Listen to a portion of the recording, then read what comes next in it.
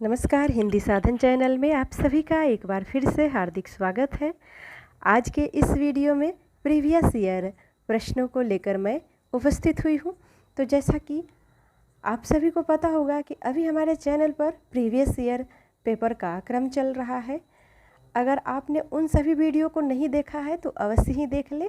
तो चले बिना देर किए हुए शुरू करते हैं प्रश्नों का क्रम। प्रश्न है, निम्नलिखित में से कौन सा एक कवि लक्षण ग्रंथकार नहीं है। तो आपको बताना है कि इसमें से कौन से कवि हैं जो लक्षण ग्रंथकार नहीं है।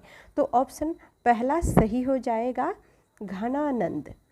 अगला प्रश्न है, इनमें से किस कवि की प्रेमिका का नाम सुजान था। तो किस कवि की प्रेमिका का नाम सुजान था। तो ये भी कवि घनानंद ही थे। तो इस प्रकार से ऑप्शन तीसरा सही हो जाएगा। घनानंद जो कवि थे उनकी प्रेमिका का नाम सुजान था। ऐसा कहा जाता है कि मोहम्मद शाह रंगीले के दरबार के जो नृत्य करने वाली थी सुजान नामक एक वैश्या, उसी से ये घनानंद प्रेम करते थे। अगला प्रश्न है, सुजान शब्द का प्रयोग किस कवि की कविता में सर्वाधिक हुआ है। तो जैसा कि अभी हमने दो प्रश्नों को देखा कि सुजान नाम की गणिका से घनानंद प्रेम करते थे, तो यहाँ पर ऑप्शन में घनानंद उत्तर सही हो जाएगा। अगला प्रश्न है, वियोग श्रृंगार का प्रधान मुक्तक कवि कौन से हैं।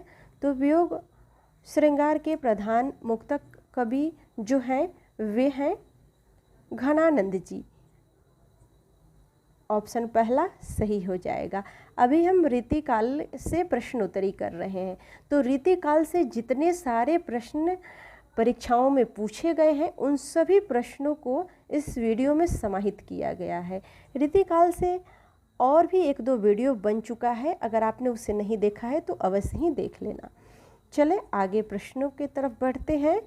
प्रश्न है कि घनानंद की कृतियाँ किस भाषा में है। तो घनानंद की जो कृतियाँ है वह ब्रज भाषा में है। ऑप्शन तीसरा सही हो जाएगा। अगला प्रश्न है, घनानंद की कृतियाँ किस भाषा में है। तो यही प्रश्न फिर रिपीट हुआ है, तो ब्रज भाषा में जैसा कि देखा। अगला प्रश्न है कि कोकसार किसकी रचना है। तो कोकसार किसकी रचना है। तो ये रचना है घनानंद की। घनानंद ने कोकसार की रचना की। ऑप्शन पहला सही हो जाएगा। अगला प्रश्न है, सुजान सागर के लेखक हैं। तो सुजान सागर के जो लेखक हैं वे हैं घनानंद। आप देख रहे हैं यहाँ पर रीति मुक्त कवि से प्रश्न कितने सारे आए हुए हैं। तो इस प्रकार से रीति मुक्त धारा से जो प्रश्न बनते हैं वो आप सभी के समक्ष है। इन प्रश्नों को बिल्कुल हल्के में ना लें, सभी प्रश्नों को अच्छे से करें। अगला प्रश्न है, लोग है लागी कवित बनावत मोहि तो मेरे कवित बनावत, इस काव्य पंक्ति के रचयिता का नाम है। तो इस काव्य पंक्ति के रचयिता जो है वे हैं घनानंद जी। ऑप्शन तीसरा सही हो जाएगा। यहाँ पर आप देख सकते हैं कि ये कितने बार परीक्षाओं में आए हैं। 2005 से लेकर 20 तक के परीक्षाओं में दिए हुए हैं। ये किस किस परीक्षा में आए हैं। तो इस प्रकार से आपको यहाँ पर प्रश्नों का पैटर्न तो पता चलेगा ही, साथ में ये भी पता चलेगा कि किस साल और किस परीक्षा में ये पूछे गए हैं। चले आगे बढ़ते हैं अगले प्रश्न की तरफ। अति सुतो स्नेह को मार्ग है पंक्ति किस कवि द्वारा रचित है। तो यह जो पंक्ति है वह घनानंद के द्वारा रचित है। तो इस प्रकार से चौथा ऑप्शन सही हो जाएगा। अगला प्रश्न है, अति सुधो स्नेह को मार्ग जहाँ नेकु सियानापन बाक नहीं, इस पंक्ति के रचयिता है।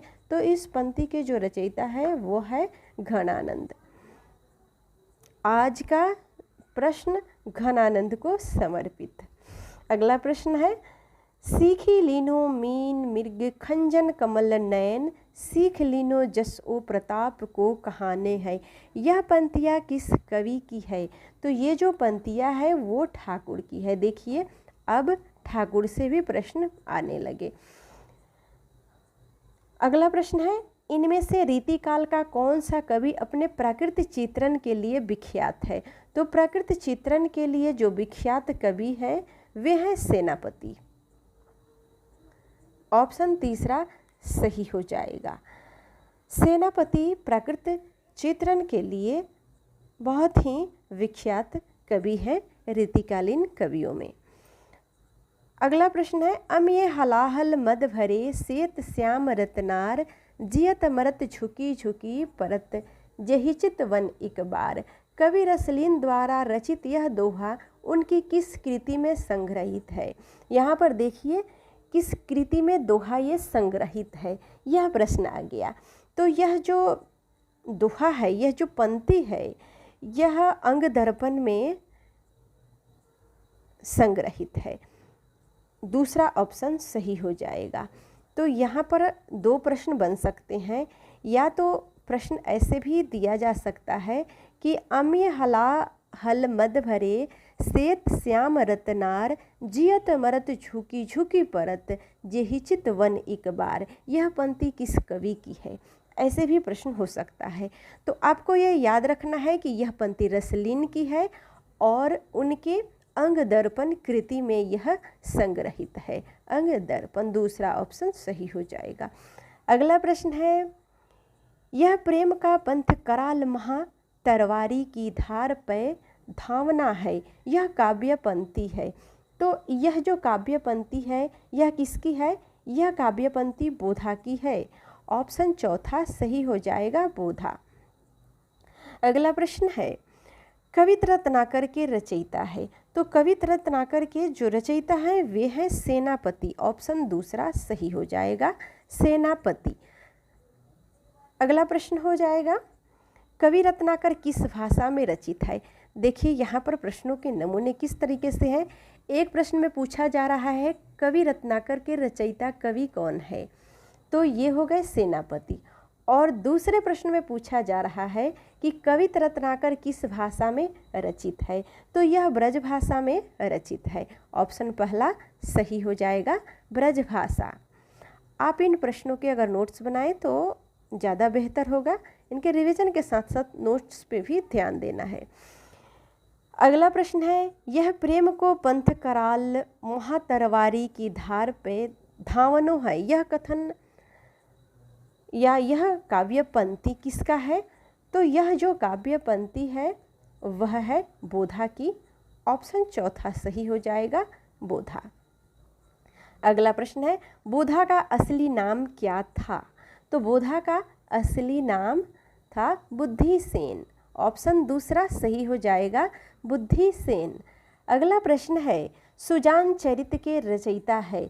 तो सुजान चरित के जो रचयिता है वे हैं सूदन। यहाँ पे देखिए सुजान चरित के रचयिता सूदन है। तो अभी हमने प्रश्न किया था कि घनानंद की जो प्रेमिका थी उनका नाम सुजान था। तो देखिए सबसे पहले ऊपर ऑप्शन में ही घनानंद दिया है, तो इसलिए इसको अच्छे से देखना है और इसको एकदम दिमाग में बैठा लेना है कि सुजान चरित के जो रचयिता है वे सूदन है, ना कि घनानंद। ठीक है, लॉजिक नहीं लगाना है, याद रखना है प्रश्नों को। अगला प्रश्न है, निम्न में से किस कवि ने सतसई की रचना नहीं की है? अब पूछा जा रहा है कि किस कवि ने सतसई की रचना नहीं की है। तो सेनापति ने सतसई की रचना नहीं की है। अन्य तीन जो ऑप्शन है ये तीनों कवि ने इनकी रचना की है।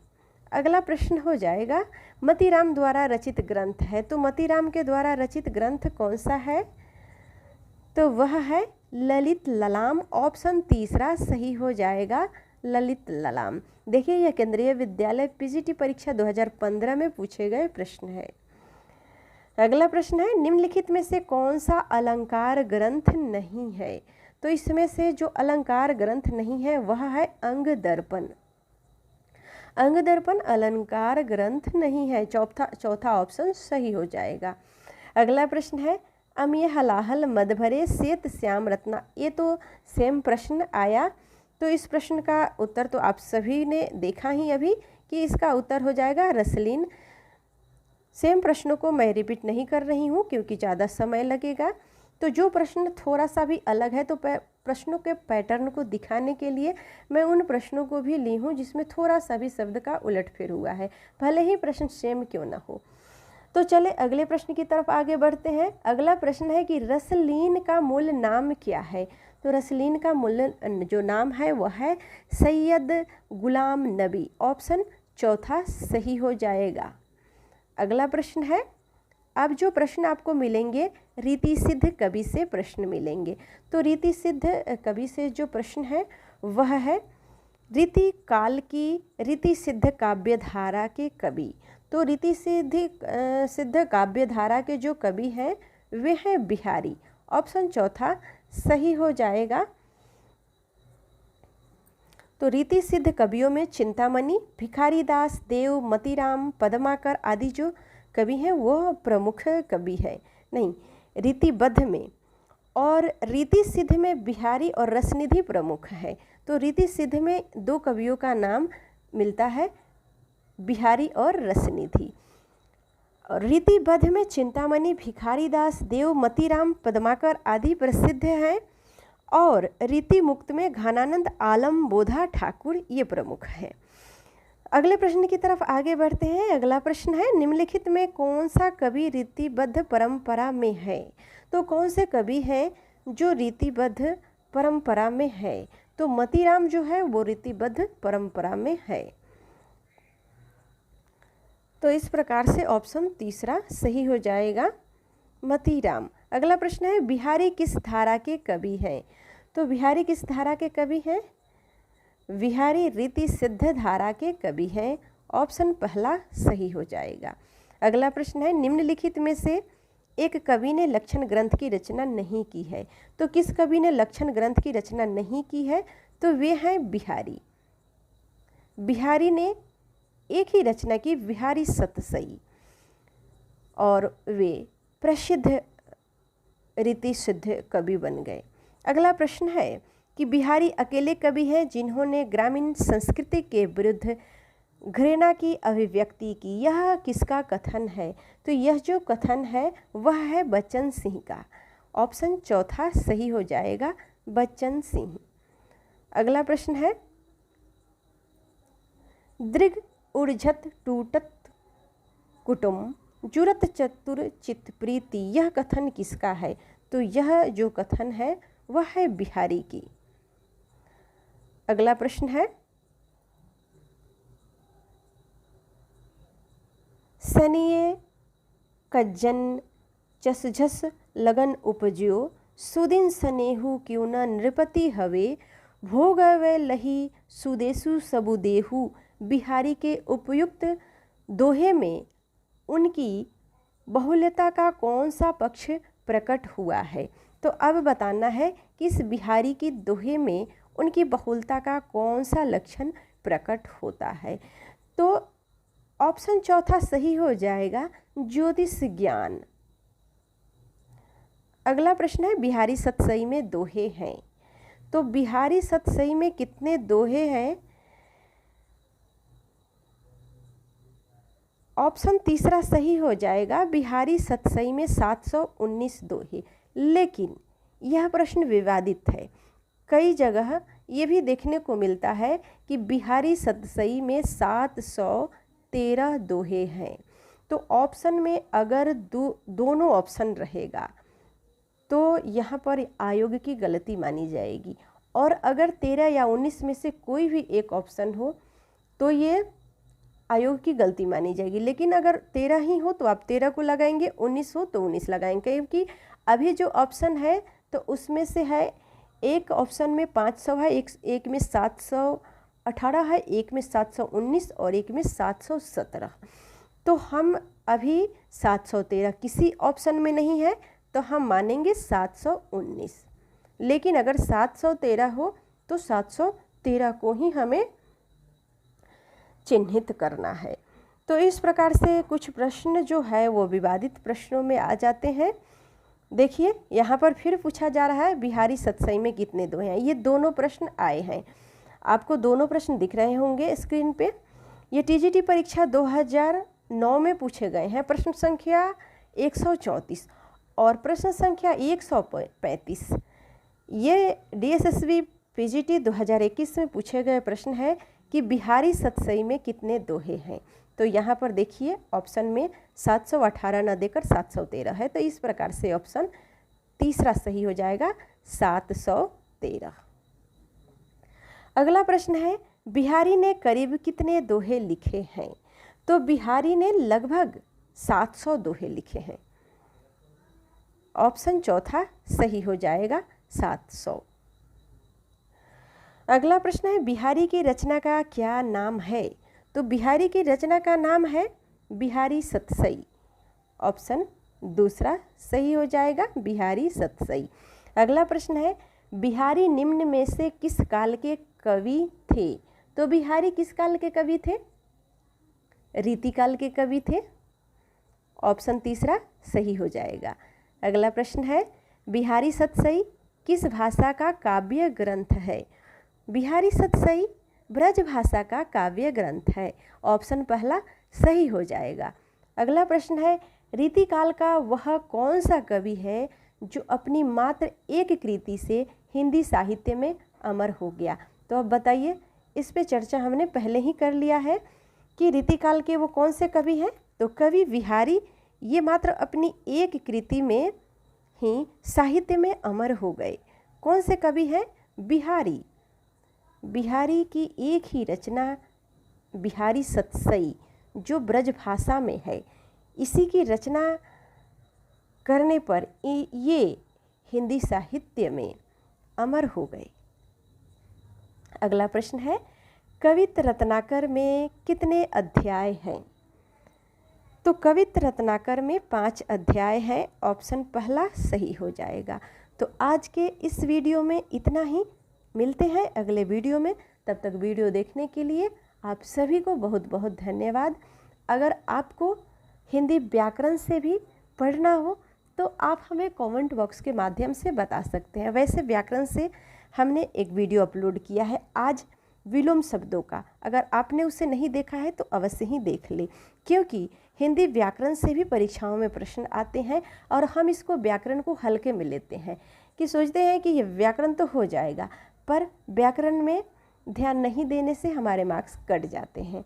तो अगर आपका सुझाव होगा तो मैं व्याकरण से भी अवश्य ही वीडियो बनाऊंगी। वीडियो देखने के लिए सभी को बहुत बहुत धन्यवाद।